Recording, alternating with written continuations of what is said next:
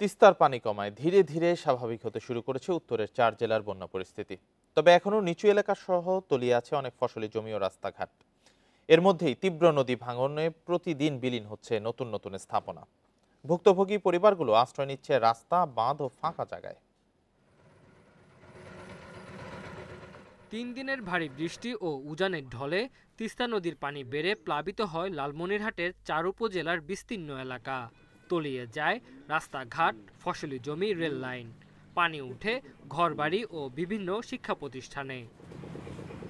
সোমবার থেকে পানি কমতে শুরু করায় পরিস্থিতির কিছুটা উন্নতি হয়, তবে এরই মধ্যে দেখা দিয়েছে তীব্র নদী ভাঙন। চতুর্পাশে তো বন্ধ, বেড়াইতে পারিনি।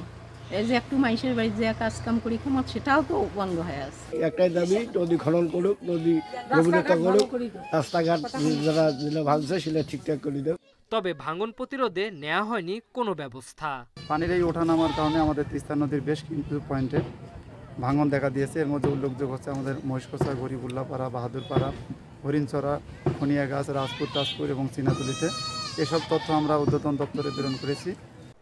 তীব্র ভাঙনের কবলে পড়েছে কুড়িগ্রামের রাজারহাট, উলিপুর, চিলমালী উপজেলার বিভিন্ন এলাকা। গত 3 দিনে এইসব এলাকায় আশ্রয় হারিয়েছে অর্ধশত পরিবার। ঝুঁকিতে আছেন অনেকে। বিকল্প আশ্রয়ের অভাবে ভুক্তভোগী পরিবারগুলো আশ্রয় নিচ্ছে রাস্তা, বাঁধ ও ফাঁকা জায়গায়। 25 থেকে 30টা বাড়ি ইতিমধ্যে নদীগর্ভে বিলীন হয়ে যায়।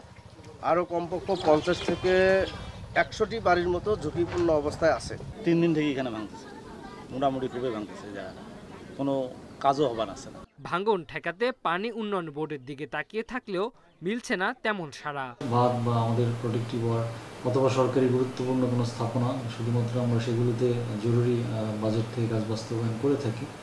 এর বাইরে কাজগুলো করতে গেলে আমাদের বাজেট বরাদ্দ পেতে হয়।